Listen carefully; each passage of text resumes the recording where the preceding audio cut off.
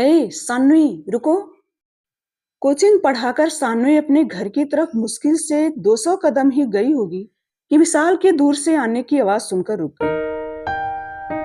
विशाल उसका क्लासमेट था। दोनों साथ ऑनर कर रहे थे। सान्वी आजकल की लड़कियों से बिल्कुल भिन्न अपने में ही डूबी रहती थी, और शायद इसी वजह से ही अन्य लड़के लड़कियों के साथ विशाल को भी उसके बारे में जानने की जिज्ञासा थी। पर सान्वी थी कि गंभीरता की मोटी चादर से अपने को लपेटी ही रही। सब तो सामान्य हो गए, पर विशाल की जिज्ञासा धीरे धीरे सान्वी के रुझान में तब्दील हो गई। वह क्लास में भी सान्वी के साथ ही बैठता और उससे बातें करने की कोशिश करता। मेरी हिस्ट्री की क्लास कल छूट गई, प्लीज अपना नोटबुक दे दो, मैं भी पूरा कर लूं। सान्वी ने बिना कुछ बोले अपनी नोटबुक उसकी तरफ बढ़ा दी। विशाल को अच्छा लगा। ऐसे ही दिन बीतने लगे।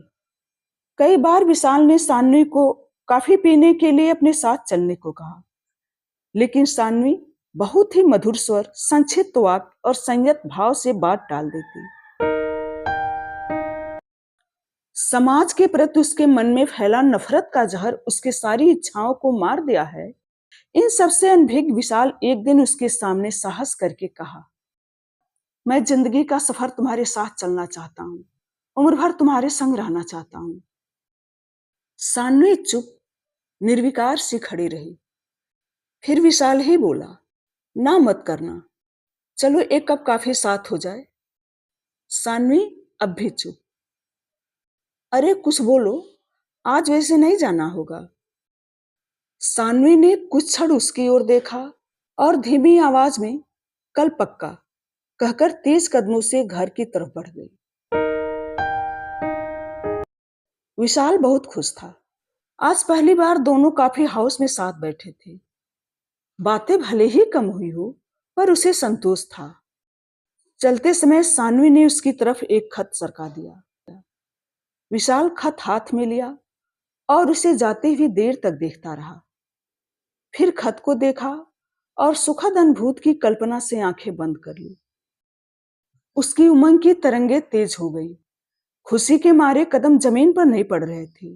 कई बार ठोकर लगी और 2 बार गाड़ी से टकराते टकराते बचा।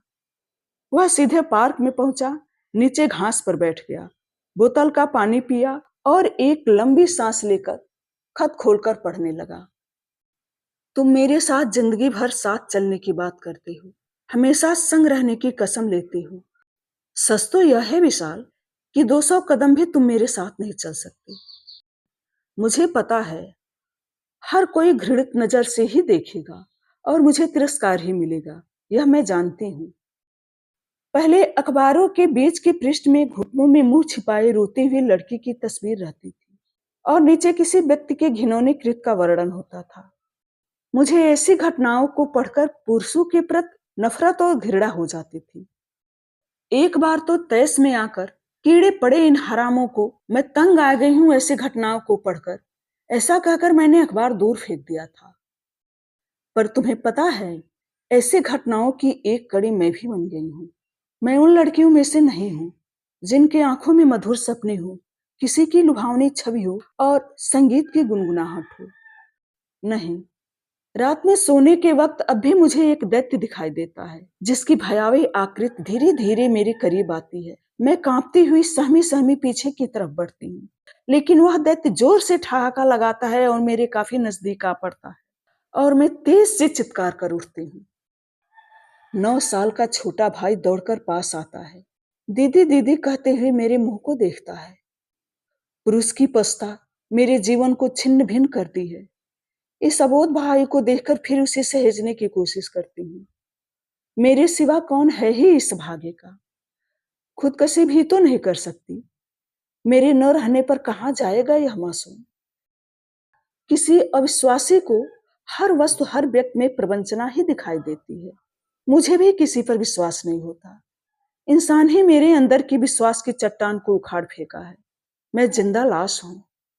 विशाल, इस सच्चाई के बाद भी जिंदगी के सफर में मेरे साथ चल सकोगी? उम्र भर मेरे संग रह सकोगी? मुझे खुशियां दे सकोगी? विशाल का सारा उत्साह, सारा उमंग ठंडा हो गया। अंतर्मन खिन्न हो उठा। खत को पकड़े उसके हाथ कांप रहे थे और आज वह खुद अपने को ही अपराधी महसूस कर रहा था। यह कहानी क्या मेरे साथ चल सकोगे विभा मिश्रा यानी मैंने खुद लिखा है।